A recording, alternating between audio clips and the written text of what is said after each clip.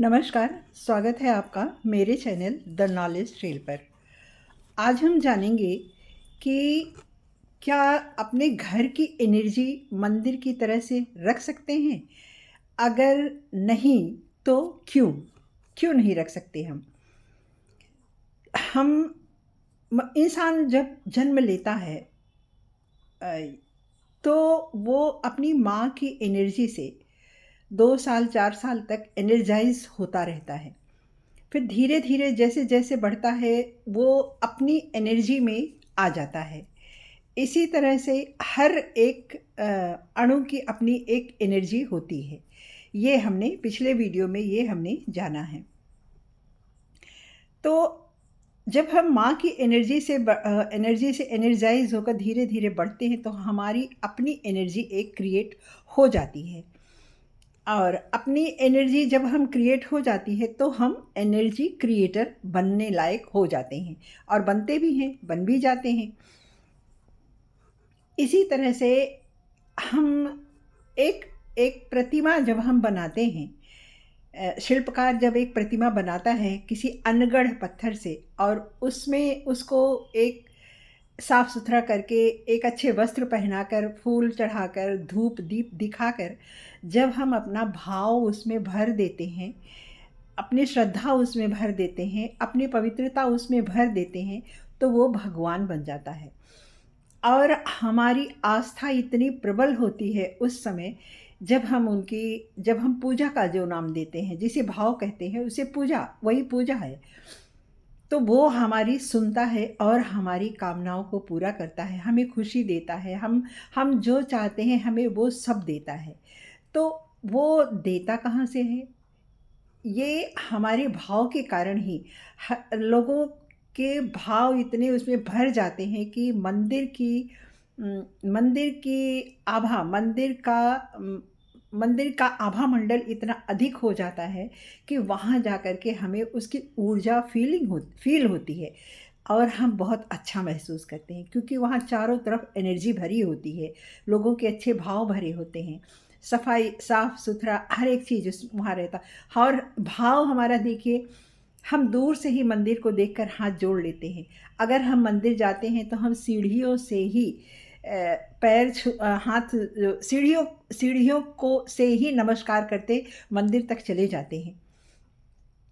कुछ लोग तो इतने श्रद्धालु होते हैं कि मंदिर सीढ़ियों पर बैठकर घुटनों के बल जाते हैं।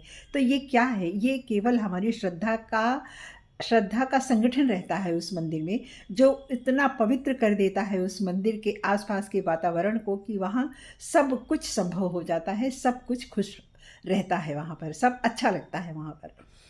और हमारा घर जिस मटेरियल से बना होता है, उसी मटेरियल से मंदिर भी बना होता है। तो क्या रीज़न होता है? आइए जानते हैं।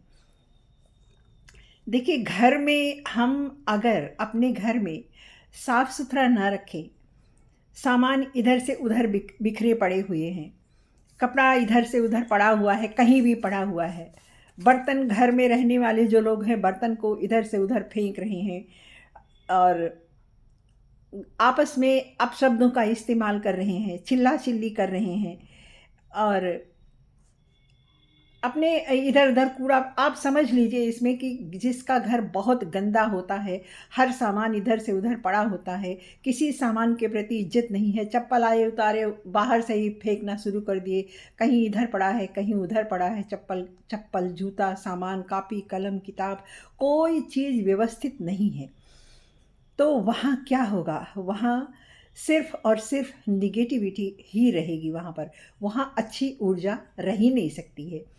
हमारे धर्म में माना गया है कि हम जिस ज़मीन पर रहते हैं वो ज़मीन, वो वहाँ भी प्राण होता है, जीवंत होता है वो। जैसे पानी में एक प्राण होता है, जीवन होता है ना, उसी तरह मिट्टी में भी जीवन होता है। उसका प्रमाण आप सबको पता है, मिट्टी में कुछ भी डाल देते हैं तो वो उग जाता है, उर्वरा होती है मिट्टी, तो इसका प्रमाण है कि उसमें जीवन होता है। तो जिस घर में हम ये सब करते रहते हैं, वहाँ पर ऊर्जा कैसे रहेगी? नहीं रहेगी। तो हमें करना क्या चाहिए? अपने घर को सजाना चाहिए, सारा सामान व्यवस्थित रखना चाहिए, रंगोली बनाएँ, पूजा करें और श्रद्धा रखें, अपने घर के प्रति एक श्रद्धा रखें, हर सामान के प्रति एक श्रद्धा रखें। अगर आपको कोई सामान हटाना है तो उसको भी ये कह कर के उस सामान को हटाइए कि तुमने इतने दिन तक मेरा साथ दिया है, इसलिए मैं तुम्हारी आभारी हूँ। और इस तरह से उसको सामान को आप घर से निकालिए। आप अपने घर के हर सामान के प्रति सम्मान रखिए, हर हर चीज़ के प्रति सम्मान रखिए, घर के अंदर एक भाव रखिए, पूजा करिए, फ्रेग्रेंस रखिए घर में। तो ये घर आपका एनर्जाइज हमेशा रहेगा, वहाँ आने वाले को भी अच्छी एनर्जी मिलेगी और आपका घर लाइक अ मंदिर है ना। और हर एक चीज़ को आप जानते हैं, हम किसी पुस्तक को इधर से उधर फेंक के कभी नहीं रखते। कलम अगर हमारी कोई इधर से उधर कर देता है, मैं इतनी विद्वान तो नहीं हूँ, लेकिन अगर हमारी कलम कोई इधर से उधर रखता तो हमें हमें क्रोध आता है, हमें गुस्सा आती है कि क्यों इधर से उधर रखा। जहाँ से उठाया जो सामान वहाँ वहीं उस सामान को रखो। तो ये सम्मान है। हम जिस कलम से लिखते हैं उस पेन में हमारी एनर्जी होती है, उसको हम सम्मान से रखें। जिस बर्तन में हम खाना खाते हैं वो हमें भोजन देता, उसको सम्मान से रखें। तो इस तरह से अपने घर को आप एक मंदिर के तरह से ही एनर्जाइज कर सकते हैं, तो इस तरह से आप रखिए अपने घर को भी, वहाँ भी एनर्जी क्रिएट होगी। तो धन्यवाद। कल इसके आगे। धन्यवाद।